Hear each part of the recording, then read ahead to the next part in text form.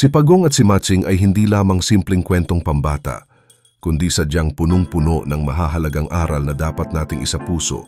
Ipinapakita ng kwento na sa bawat desisyon na ating ginagawa, mahalaga ang tamang pag-unawa sa mga bagay.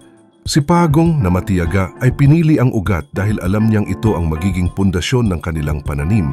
Sa kabaligtaran, si Matsing na pinili ang mga dahon ay nagpapakita ng hindi mapagkumbabang pag-uugali na nagiging sanhi ng hindi pag-unlad. Ang kwentong ito ay nagtuturo sa atin na ang pansamantalang kasiyahan ay hindi katumbas ng tunay na tagumpay, ngunit ang tunay na leksyon ay nagmumula sa kanilang pagkakaibigan. Sa kabila ng desisyon ni Matsing na maging sakim, si Pagong ay patuloy na tumulong at umakyat sa puno upang pitasin ang mga bunga.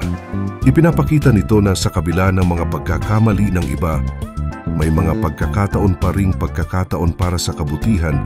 Sa mga pagkakataong ang isang kaibigan ay nagkakamali, may pagkakataon tayong ipakita ang ating pagpapahalaga at suporta. Kahit na minsan ito ay nagiging mahirap, ang pakikipagdipag at pakikiramay ay mga halaga na dapat nating itaguyod. Sa dulo ng kwento, makikita natin ang tunay na kahulugan ng tagumpay. Si Pagong, sa kabila ng lahat ay nakapagpatawad at muling nagbigay ng pagkakataon kay Matsing, habang si Matsing naman ay natututo mula sa kanyang mga pagkakamali tungkol sa kasakiman at panlilinlang.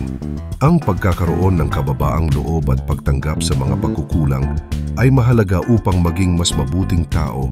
Ang kwentong ito ay nagbibigay diin sa halaga ng pagtutulungan, pagkakaunawaan, at maganda at malinaw na relasyon sa iba. Sa kabuuan, ang alamat ni Pagong at Matsing ay hindi lamang kwento ng dalawang hayop, kundi isang salamin ng ating mga buhay at pakikipag-ugnayan sa isa't isa.